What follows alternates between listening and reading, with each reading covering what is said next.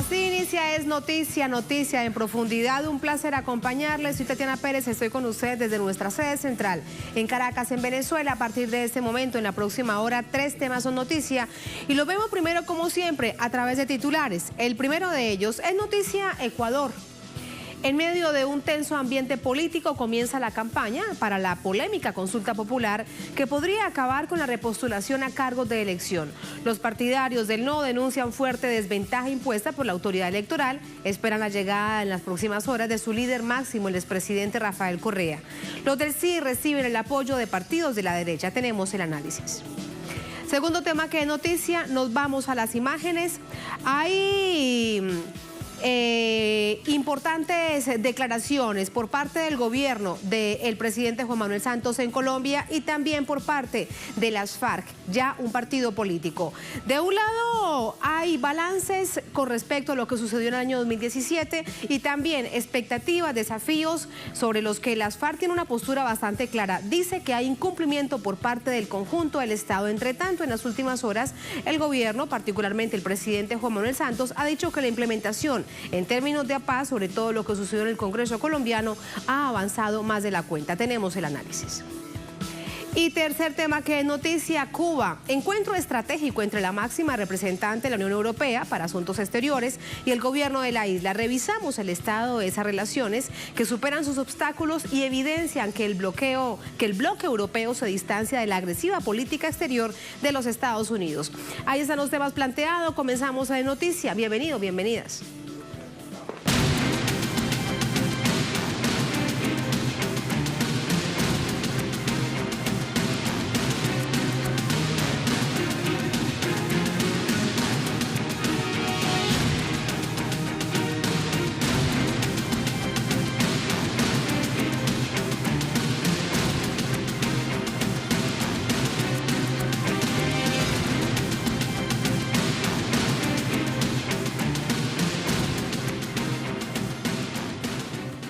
En noticia Ecuador, comienza en esta nación suramericana la campaña para la polémica consulta popular impulsada por el gobierno. El presidente Lenín Moreno recibe el apoyo de la derecha ecuatoriana para aprobar cambios en la Constitución que desdibujarían el proyecto de la Revolución Ciudadana, por lo que fue elegido. Tenemos detalles.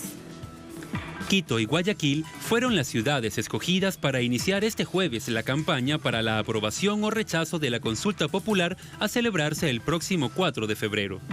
Un total de 40 organizaciones se inscribieron para participar en este ejercicio en el que los ecuatorianos deberán responder a 7 preguntas. Los partidarios de la propuesta presidencial organizaron caravanas y movilizaciones en las que predominó la idea de que la consulta traerá más democracia al país y favorecerá la lucha contra la corrupción. Los defensores del no, pertenecientes al ala no oficialista de Alianza País, denuncian que la propuesta es inconstitucional y representa un retroceso en los derechos de los ecuatorianos. El ex canciller y dirigente político Ricardo Patiño anunció que será una campaña muy dura para los impulsores del no por contar con muy pocos recursos para sus actividades. Patiño explicó que emprenderán una campaña general en contra de toda la consulta, pero particularmente por las preguntas 2, 3 y 6. En el caso de esas preguntas, la segunda implica la supresión del Consejo de Participación Ciudadana que acerca a los ecuatorianos a la toma de decisiones del Estado. La número 3 conllevaría la supresión de la enmienda constitucional de 2015 que regula la reelección a cargos públicos, mientras que la sexta implica la derogación de la ley de plusvalía que combate la especulación sobre el valor de las tierras y la fijación de tributos. Para encabezar la campaña por el no, se espera la llegada del presidente Rafael Correa. El líder de la Revolución Ciudadana aseguró que el desafío será luchar y concienciar a la ciudadanía sobre los alcances de la consulta a la que calificó de inconstitucional. Los seguidores de la opción por el no denunciaron también trabas procesales por parte del CNE que entorpecen las acciones de campaña de su opción. Y otro hecho que revisamos, porque centró la atención este jueves, el presidente Lenín Moreno envió al Poder Legislativo la terna de candidatos para sustituir al vicepresidente Jorge Glass, quien alcanzó el límite legal de su ausencia del cargo. Las 3 mujeres propuestas por Moreno son la actual vicepresidenta encargada, María Alejandra Vicuña, la canciller María Fernanda Espinosa y la ministra de Justicia, Rosana Alvarado. El orden en la lista cobra importancia, ya que según la ley ecuatoriana, si en un plazo de 30 días la Asamblea Nacional no alcanza un acuerdo al respecto, se considerará elegida la primera de la lista. Más información a esta hora con Cristian Salas desde Quito. Cristian, ¿cómo se comporta la campaña en estas primeras horas? ¿Cómo estás? Adelante, buenas noches. ¿Qué tal, Tatiana? Un saludo desde la capital ecuatoriana. Efectivamente, como ya conocen, el día de ayer inició ya esta campaña de consulta popular y referéndum, y como bien veíamos en la nota, se espera con gran expectativa que en pocas horas más llegue el expresidente Rafael Correa, quien estará encabezando la campaña a favor del no, y se espera que lo haga, el gran lanzamiento se haga en la ciudad de Portoviejo, en la provincia de Manabí, este día sábado, para lo cual también ya se ha convocado a través de algunos militantes y ex colaboradores del expresidente, entre ellos Ricardo Patillo, Gabriela Rivadeneira y otros más que se darán cita en la costa ecuatoriana para este lanzamiento de campaña. Lo propio lo hizo también el presidente Lenín Moreno, quien ha sido el impulsor de estas 7 preguntas de consulta popular, y lo hizo a través de varios movimientos y organizaciones sociales que se dieron cita en la Plaza Grande, en los exteriores del Palacio de Gobierno el día de ayer. El Consejo Nacional Electoral también viene trabajando desde el punto de vista logístico con la impresión de las papeletas, también con la preparación de más de 30,000 juntas receptoras del voto, y por supuesto también ya se han destinado los fondos necesarios, cerca de $4 millones a las 40 organizaciones políticas y movimientos que se han inscrito para esta campaña. También importante destacar, Tatiana, el día de hoy el Consejo Nacional Electoral entregó 51,218 credenciales a la Policía Nacional para que sus integrantes puedan sufragar. Ellos cuentan, recordemos, con el voto facultativo, según el artículo 62 de la actual Constitución, reconoce paramilitares y policías como sujetos políticos con derechos. Lo propio será también en los próximos días, según se conoce, se entregarán también a las Fuerzas Armadas las acreditaciones para que puedan sufragar el 4 de febrero. Así es como están las cosas con respecto a la campaña electoral, Tatiana, pero también con algunos hechos políticos que han generado mucha controversia y mucha expectativa, como lo que tú mencionabas acerca de la entrega de esta terna con los nombres que podrían ya suplir a Jorge Glass en la vicepresidencia de la República, y para ello la Asamblea Nacional, a través de su presidente José Serrano, ha convocado ya a una sesión del Pleno para que se someta a votación esta terna el día sábado a las 15:15 de la tarde, Tatiana. Así las cosas, y en ese contexto importante también revisar lo que ha sucedido con respecto al ex canciller, que hoy, como representante de las Naciones Unidas por parte del país, pues ha decidido renunciar. ¿Qué dijo Julian Long en este comunicado que se hizo público? Efectivamente, Tatiana, como lo mencionábamos, una serie de hechos que se vienen suscitando en el transcurso del día de hoy y durante esta campaña de consulta popular y referéndum, y uno de estos hechos es la renuncia del ex canciller Guillón Long, y hasta hace pocas horas representante permanente de Ecuador ante Naciones Unidas en Ginebra. Él, a través de una carta muy severa dirigida al actual presidente Lenín Moreno, entre otras cosas, aduce que no puede seguir siendo el vocero de un gobierno que comete este tipo de atropellos que venimos presenciando a lo largo de estos últimos meses. Asimismo, mostró su preocupación por la falta de gestión en estos meses y lo acusa directamente al presidente Lenín Moreno de haberse dedicado a enturbiar la gestión de su predecesor. Frente a esta carta emitida por Guillón Long desde Ginebra, inmediatamente también hubo ya una reacción, y es de la canciller María Fernanda Espinosa, quien es parte también de la terna para ser posiblemente vicepresidenta de la República. Ella, en esta reacción, lo lamentó muchísimo la salida del funcionario diplomático y alegó que será la opinión pública la que deberá juzgar ¿En dónde está la deslealtad y la falta de consecuencia? Esto fue lo que indicó en una entrevista a una radio local la canciller María Fernanda Espinosa. Es importante destacar y recordar que Guillaume Long estuvo como representante de Ecuador ante las Naciones Unidas en Ginebra por un lapso de 6 meses, Tatiana.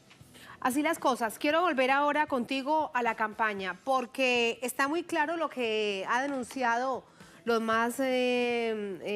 mayores referentes, si se quiere, del correísmo, como por ejemplo el excanciller también Ricardo Patiño, donde ha denunciado ese nivel de desventaja por parte del CNE con respecto a los promotores de la campaña por el sí. ¿Quiénes son esos promotores, además del gobierno, quienes son gobierno en este momento, esos promotores del sí?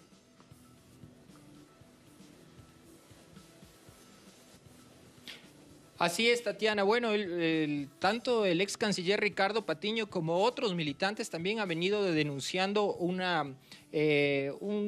desequilibrio en esta campaña, si se lo puede llamar así, empezando por el presupuesto. Son cerca de $4 millones destinados para una campaña a 40 organizaciones, de las cuales 35 organizaciones y movimientos se han inscrito a favor del sí y 5 organizaciones a favor del no. Ahora, ¿cuál es la denuncia y cuál es la solicitud de Ricardo Patiño y de Virgilio Hernández, quien también lo hizo público? Es que se haga una auditoría con respecto a estas 5 organizaciones políticas y movimientos que se inscribieron para el no. Una de ellas que sí es oficial y que está representada por parte de Ricardo Patiño. Sin embargo, las 4 otras organizaciones, según dicen sus propios militantes encabezados por Virgilio Hernández, probablemente sean organizaciones fantasmas que lo único que pretenden es recabar este monto de presupuesto destinado por el Consejo Nacional Electoral y terminarían haciendo campaña a favor del sí, y lo que provocaría es reducir aún más el gasto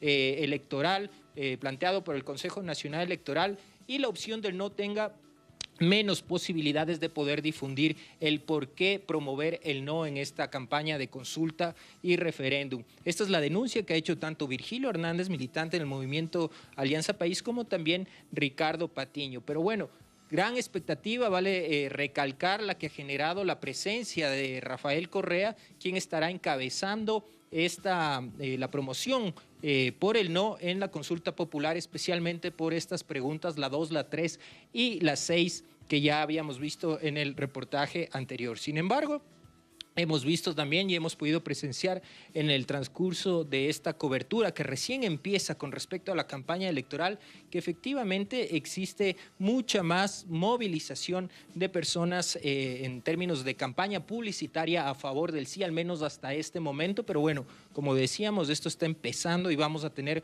un balance un poco más acertado en el transcurso de estos días, Tatiana. Así es, y para despedirte, nos hablabas que el próximo sábado también encabezará la apertura oficial de toda esta campaña por el no el expresidente Rafael Correa. Esto es en Guayaquil, es en esta región cercana o a la capital o a la segunda ciudad más importante del país. ¿Por qué se escoge esta zona?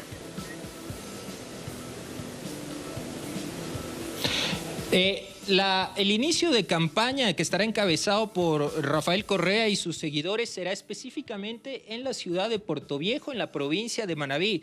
Aproximadamente estamos hablando a unas 2 o 3 horas de la ciudad de Guayaquil, en la costa ecuatoriana, pero no específicamente en la ciudad de Guayaquil, sino será en la ciudad de Portoviejo. Recordemos, Portoviejo fue una de las ciudades más afectadas por el terremoto que vivió el Ecuador hace ya un poco más de un año, en el mes de abril, y ahí es donde se llevará a cabo este encuentro. Y también recordemos que es la misma ciudad donde se llevó a cabo la convención nacional que promovió Rafael Correa, Ricardo Patiño y Gabriela Rivadeneira hace pocas semanas. Ahí es donde se impulsará y donde se llevará a cabo esta campaña por el no, encabezada, como ya lo dijimos, por el expresidente y sus ex colaboradores y varios de los militantes del movimiento Alianza País, que vale la pena también recalcar. Es una situación que vive el movimiento Alianza País, una diferencia de sus líderes que está también por resolverse con respecto a la sede, y será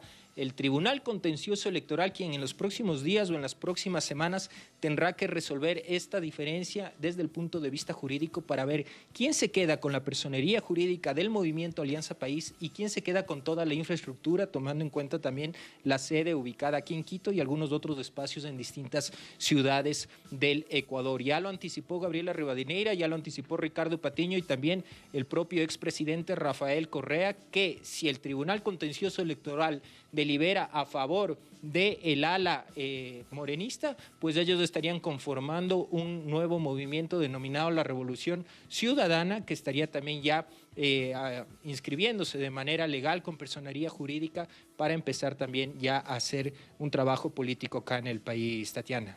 La complejidad de esta nación a través de Cristian Salas. Cristian, gracias, muy buenas noches. Saludos, buenas noches. Saludos, buenas noches. Gracias, Cristian. Así nos vamos a la primera pausa en Es Noticia. Al volver en Noticia Colombia, este 2018 comienza con una necesaria revisión de la implementación de los acuerdos de paz. Delegaciones de gobierno del partido político FARC están en Cartagena para hablar de desafíos e incumplimientos. Tenemos información, tenemos el análisis al volver.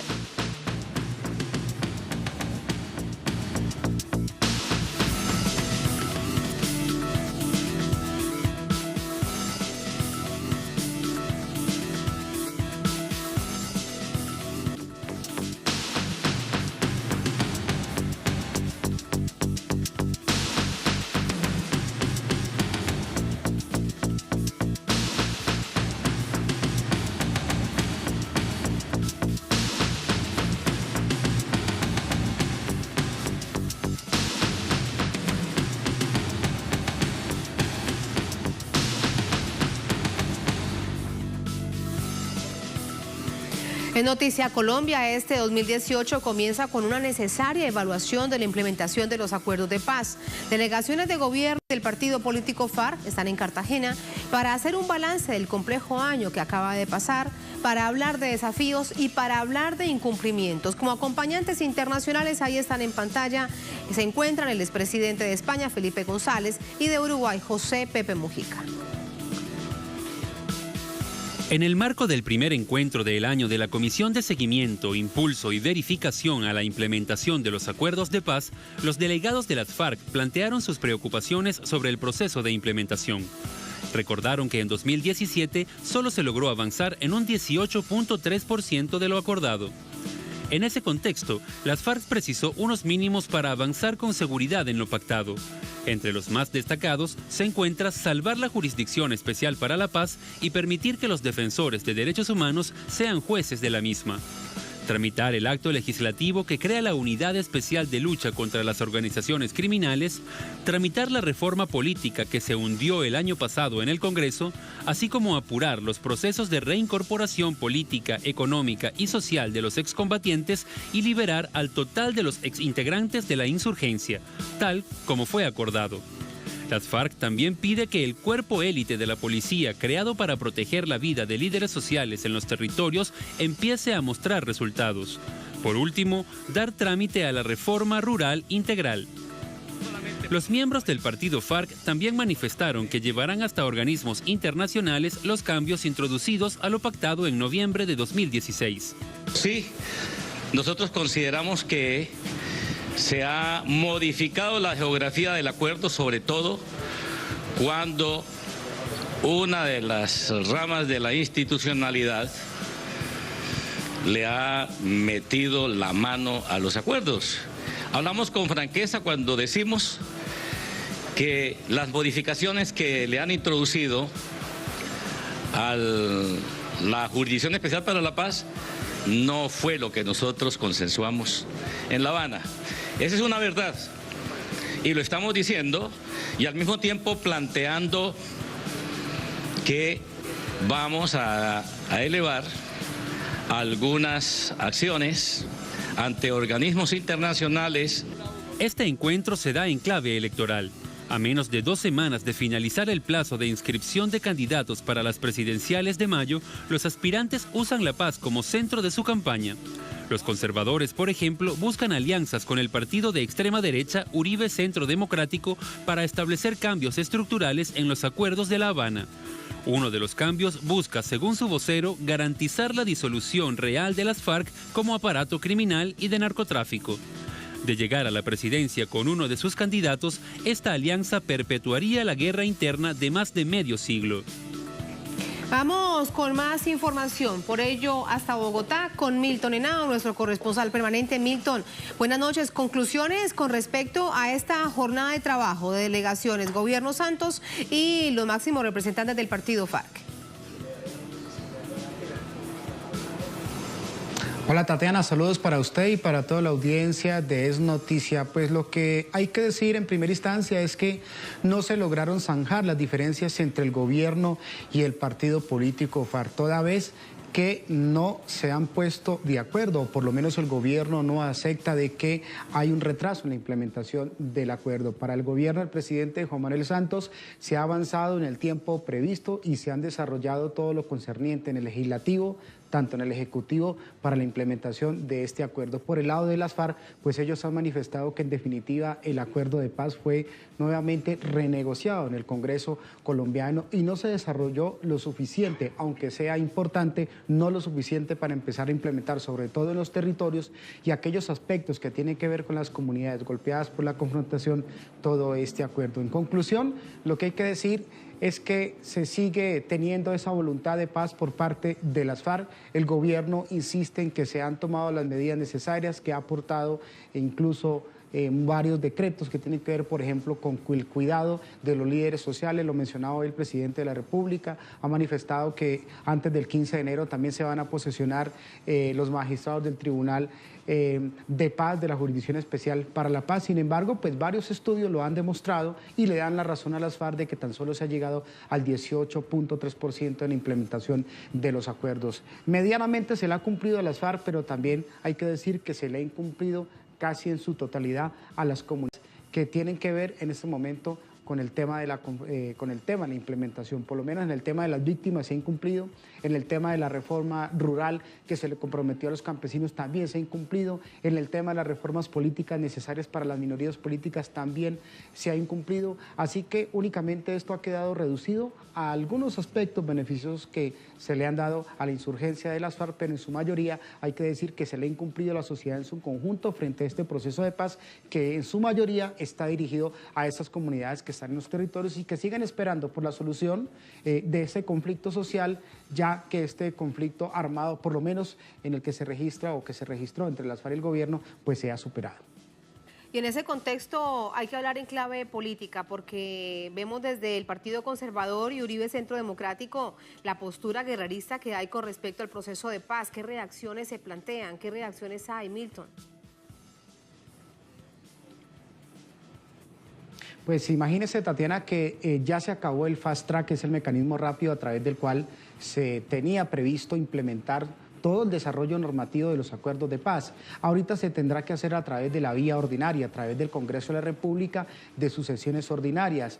El ausentismo será el común denominador, así lo han denunciado, así lo han anunciado algunos analistas, porque estos congresistas están en plena campaña, estarán distribuidos por todo el territorio nacional haciendo campaña y no van a tramitar ni siquiera las leyes o sus proyectos, sus mismos proyectos que llevan al Congreso de la República y que son a su vez promesa de campaña durante estos eventos electorales. Llega también la campaña presidencial y allí se presentan también nuevamente la disyuntiva que vivimos en su momento entre elegir entre un candidato que pueda proteger los acuerdos de paz y un candidato que pueda revertir todo lo que se ha logrado hasta el momento pese a las dificultades. Hay que decir que muchos analistas ven cómo positivamente se han ahorrado muchas vidas en el marco de esta eliminación del conflicto, por lo menos entre las FARC y el gobierno, y pese a las dificultades, pues se tendrá que seguir luchando para que se sigan dando todos estos proyectos, todos estos pactos que se desarrollaron en el marco de este acuerdo para que las comunidades sigan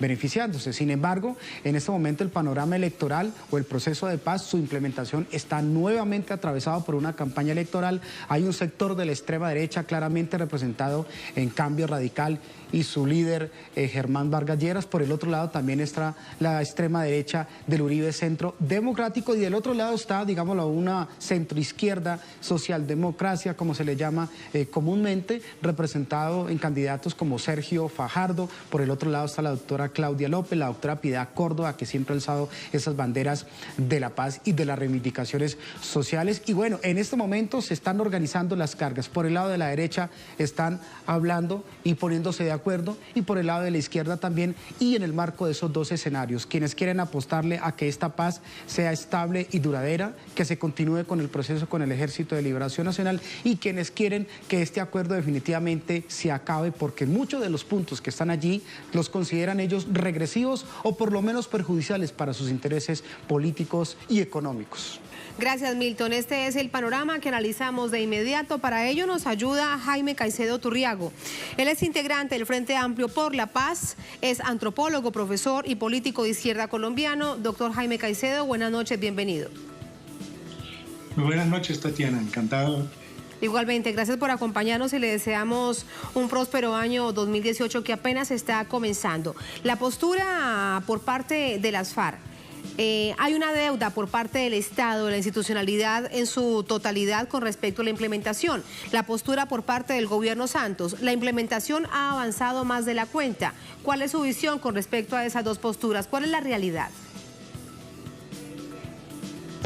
Yo creo que es evidente el retardo, la asimetría total entre el cumplimiento por parte de las FARC y lo que el Estado colombiano ha desarrollado. Realmente es infinitesimal lo que ha logrado el gobierno en esto, y sobre todo el hecho de que incumplan compromisos conlleva un efecto muy negativo en la imagen del desarrollo de un proceso tan complejo y tan sentido como el proceso de paz actual. Por lo tanto, esa preocupación que se ha manifestado hoy en Cartagena y que expresaron FARC, especialmente en su intervención allí, indica que estamos en un momento crítico, en una campaña electoral en donde el Estado ha incumplido y ha dejado a medias una buena parte de este proceso de implementación, y estamos ante la disyuntiva de que un régimen todavía más comprometido con la contrainsurgencia pueda instaurarse en el país. Esto es el punto que me parece importante destacar en relación con el tema de la implementación. Varios asuntos sobre los que se ha puesto el acento por parte de las FARC. Quiero preguntarte por acerca de dos en particular. Uno, la reforma política. Esto ha dicho las FARC. La reforma política se hundió en el convulso mar de la politiquería. No mejor suerte corrieron las circunscripciones territoriales especiales para la paz. Con respecto a la reforma política, todos los expertos que hemos consultado han coincidido que en 2017 fue mejor hundirla que haber aprobado lo que se proponía, porque era un verdadero asunto de regresión si se aplicaba como estaba. Para el año 2018, en esta misma clave electoral que nos has planteado, ¿existe alguna posibilidad de contar realmente con una reforma política donde se logre ese nivel de equidad, de democracia y transparencia que todos anhelamos? El tema de la reforma política es un punto crucial del proceso de paz. Como lo dijo el delegado del Consejo de Seguridad de las Naciones Unidas, que estuvo acá en el mes de octubre, ese es el corazón del tema, porque la guerra en Colombia surgió de la exclusión y surgió de el recorte a la participación política y a la participación democrática de sectores sociales muy amplios de la sociedad colombiana en su conjunto. Por eso, realmente la reforma política era muy débil. Es un punto bastante débil, digo yo, en los mismos acuerdos de paz. Pero eso es un tema central de la sociedad colombiana. Mientras no se pueda remover la actual cúpula política del Estado que hizo la guerra, no será posible lograr una implementación justa y adecuada de una paz democrática que pueda ser duradera en nuestro país. Por eso ese tema es absolutamente central.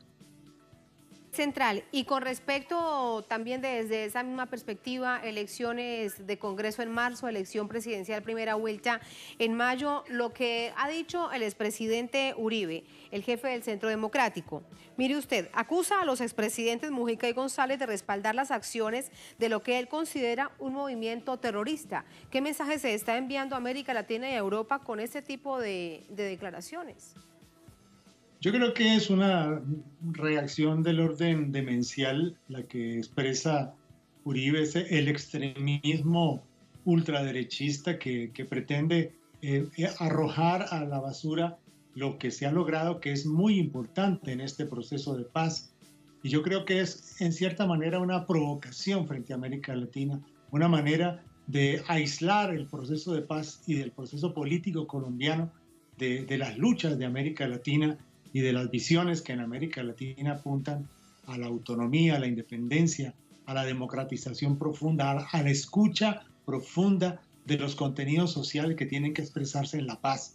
Y yo creo que eso es simplemente un recurso a retornar al dominio imperialista y al neocolonialismo que se pretende restablecer y consolidar supuestamente, por lo menos en posturas como la de Uribe. Y una última pregunta que tiene también que ver con los bloqueos, con el obstáculo institucional, tiene que ver con la Fiscalía.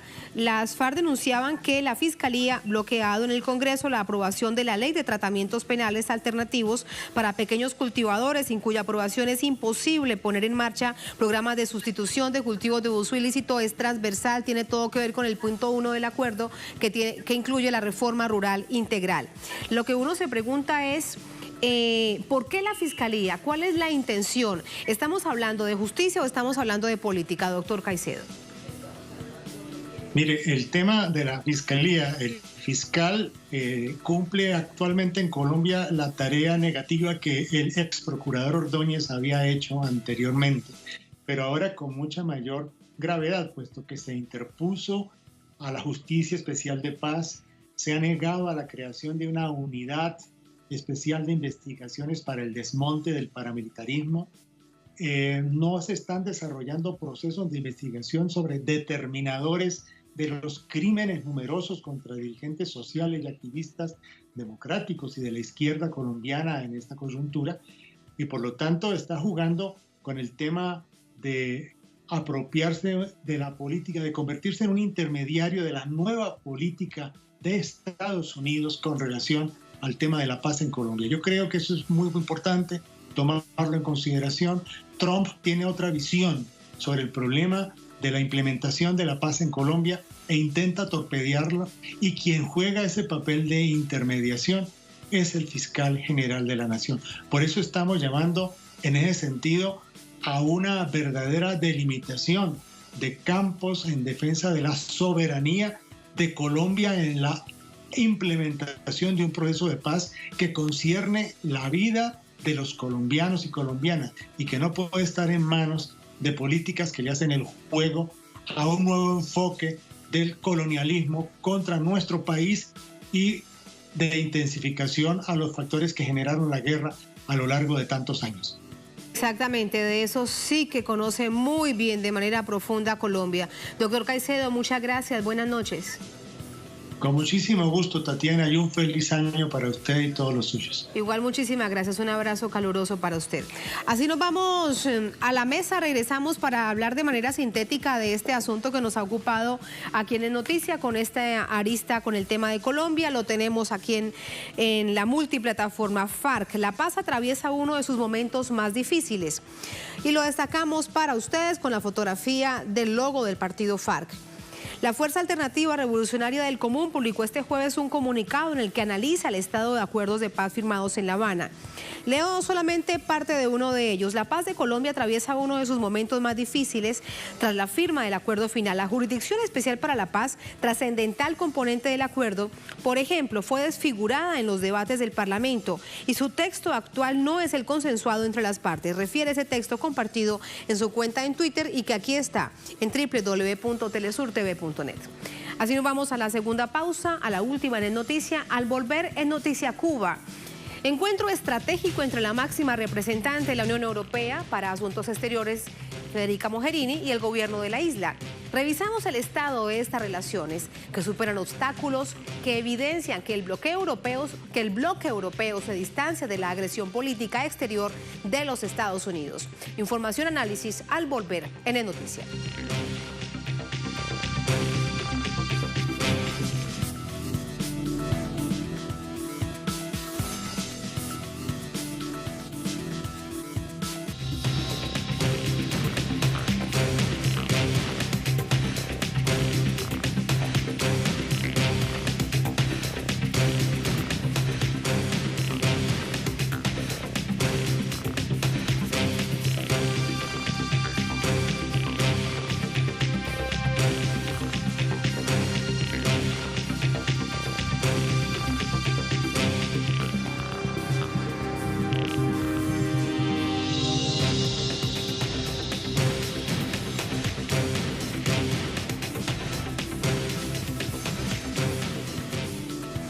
En Noticia Cuba, la máxima representante de la Unión Europea para Asuntos Exteriores, Federica Mogherini, cumplió un segundo día de agenda en la isla. Una visita oficial que se da en el marco del acuerdo político de cooperación firmado entre el bloque y la isla caribeña. Revisemos en qué contexto se da este acercamiento de Cuba con el bloque europeo. Esta es la tercera visita de Federica Mogherini a Cuba desde 2015. Su presencia se da en un claro contraste de las relaciones políticas y diplomáticas entre Cuba y Estados Unidos. Desde su llegada a la Casa Blanca, el presidente Donald Trump dio marcha atrás a los avances por la normalización de relaciones entre ambas naciones. En junio pasado estableció nuevas sanciones contra la isla, como el veto a los estadounidenses para hacer negocios con Cuba y la prohibición de viajes de turismo a sus nacionales. La diplomática europea ha asegurado que el propósito es consolidar la cooperación entre la isla y el bloque comunitario. Queremos mostrar, por el contrario, que estamos más cerca que nunca de vosotros, que Cuba y los cubanos no se han quedado ni se quedarán solos. Frente a los que levantan muros y cierran puertas, nosotros, los europeos, queremos tender puentes y abrir puertas mediante la cooperación y el diálogo. El avance de las relaciones con Cuba por parte de la Unión Europea es un claro distanciamiento del bloque con la política exterior del gobierno de Estados Unidos. Durante casi 20 años, este país caribeño fue objeto de la denominada Posición Común, que imponía una restrictiva política unilateral de la Unión Europea. La medida regía desde 1996. Esta política aislacionista fue impulsada por el entonces presidente español José María Aznar, y aunque ahora soplan otros vientos, Estados Unidos mantiene una postura de la Guerra Fría, el bloqueo económico, financiero y comercial rechazado por el 99% de los gobiernos del mundo. Alien Fernández nos amplía desde La Habana. Alien, esta tarde Federica Mogherini ofreció nuevas declaraciones. Cuéntanos qué dijo durante este encuentro con la prensa. Hola Tatiana, buenas noches. En efecto, durante la tarde de hoy, la alta representante de la Unión Europea para el Servicio Exterior ofreció una rueda de prensa ante periodistas de las agencias internacionales acreditadas en Cuba y también, por supuesto, ante la prensa nacional, en la cual reiteró algunos temas que ha venido diciendo durante estos 2 días de visita a la mayor de las Antillas. En primer lugar, su rechazo a la política de bloqueo de los Estados Unidos contra Cuba. Ha dicho que estos no son tiempos de bloqueos ni de levantar muros, sino de intentar buscar una solución a los conflictos entre las naciones a partir del diálogo político. Otra cuestión es que anunció importantes proyectos de colaboración, de cooperación entre los países miembros de la Unión Europea y Cuba, que están marcados en sectores como la agricultura, la cultura, el intercambio académico y también el enfrentamiento al cambio climático. Importante algo que decía cuando recordaba la diplomática europea, que durante la visita del presidente Obama a Cuba, muchos dijeron que el acercamiento que estaba teniendo Europa con relación a Cuba estaba marcado por ser coherente con la política exterior de Washington con Cuba, y ella decía que su visita de 2 días, su actual visita a Cuba, es una muestra de que eso no tenía ningún sentido y que la política exterior de la Unión Europea la deciden de manera autónoma los 28 países miembros. Durante su estancia en Cuba, Mogherini ha cumplido una amplia agenda que incluyó intercambios con el canciller cubano Bruno Rodríguez Parrilla, también con el ministro de Inversión Extranjera Rodrigo Malmierca y el presidente del Parlamento cubano Esteban Lazo Hernández. También algo muy importante que es lo que viene además de esos acuerdos de cooperación es la continuidad del diálogo en un tema tan importante como los derechos humanos, en los que hay contradicciones según han dicho las partes, pero se abre una posibilidad para el entendimiento, para el diálogo sobre los derechos humanos en Cuba, pero también, como ha dicho Cuba, sobre los derechos humanos en Europa. Tatiana. Gracias, Alien. Ahí están los temas ya planteados y por eso nos vamos de inmediato con el análisis. Para ello conversamos con Iroel Sánchez. Él es editor de La Pupila Insomne, analista político, también nos acompaña desde La Habana. Hola, buenas noches, Iroel, un placer, ¿cómo está? Buenas noches, Tatiana, un saludo. Muchas gracias. Bueno, nos ha adelantado Alien Fernández parte de la agenda, pero hay algo importante por donde quiero comenzar contigo. El próximo 28 de febrero, Bloque Europeo, el gobierno cubano se encuentran en Bruselas para realizar un primer consejo político que tiende a fortalecer los lazos. ¿Esto qué significa? Federica Mogherini lo ha catalogado de histórico.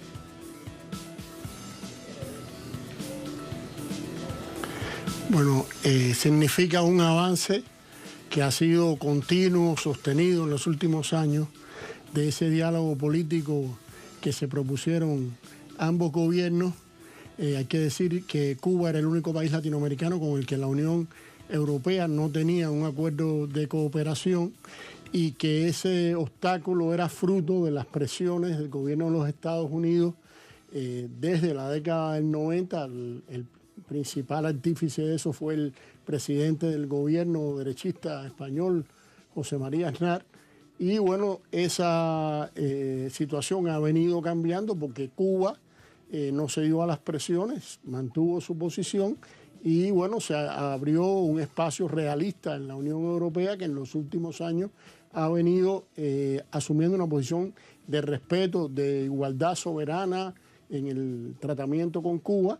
Y bueno, esa relación de madurez ya permite hoy un ambiente como el que refleja la visita de la señora Federica Mogherini aquí a La Habana y que se aprecia un ambiente distendido y en sus propias declaraciones una situación de colaboración y de un futuro realmente abierto al ambiente de conversaciones, de avances entre los dos países y de una situación en que ambos, la Unión Europea y Cuba, ambos interlocutores pueden salir favorecidos. Iroel, y esto hay que verlo en este contexto del bloqueo económico, financiero y comercial de Estados Unidos en contra de Cuba, en contra de la isla, porque se mantiene y esta situación evidentemente aísla cada vez más a los Estados Unidos. Vimos la pasada votación, solamente Estados Unidos e Israel votaron a favor de ese bloqueo, todo el resto del hemisferio que se encuentra al interior de Naciones Unidas lo rechazaba de manera contundente. Esto también, ¿cómo permite entrever esa relación Unión Europea-Estados Unidos-Cuba?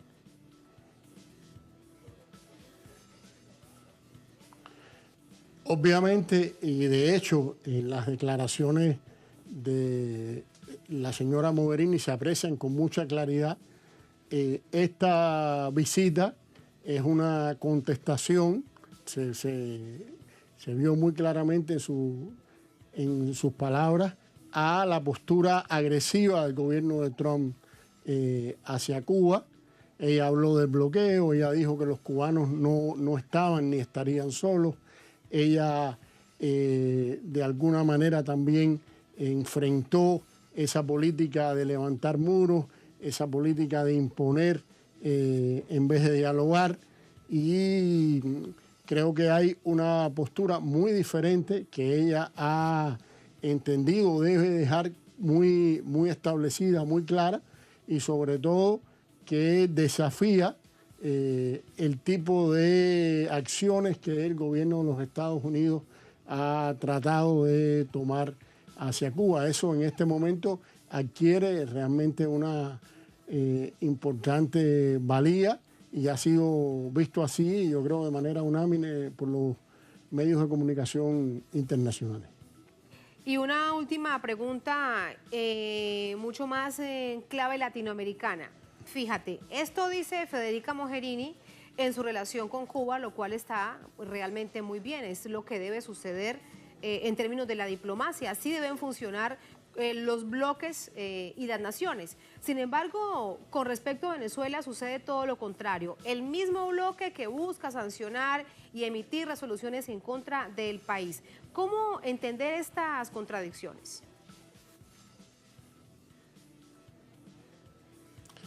Bueno, los bloques también tienen que aprender. Con Cuba les ha llevado un largo tiempo aprender de que se equivocaron. Con Venezuela tal vez y lamentablemente tengan que atravesar una situación similar. El hecho es que para entendernos a los latinoamericanos que hemos decidido ser independientes, tener una voz propia y trazar nuestro camino, hay que ponerse en una posición de igualdad, no como de la antigua metrópoli. Lamentablemente a veces las posturas de las ex metrópolis o del continente donde están las ex metrópolis, en este caso, están vistas desde este prisma, pudiéramos decir, viejo, que la historia ha dejado detrás. Esperemos que este paso con Cuba y este aprendizaje sirva también para que Venezuela y nuestra región sean vistas de manera distinta por la Unión Europea. Que se tengan relaciones sanas de crecimiento, de fortalecimiento y de no injerencia. Gracias, Siroel, gracias por ese análisis. Muy buenas noches. Gracias a ustedes. Gracias también a ustedes por habernos acompañado en esta emisión de Noticias. Cerramos nuestra pantalla tradicional, nos quedamos en redes sociales, @Noticias Telesur, @Tatiana Telesur. Hasta mañana, sigan con nosotros.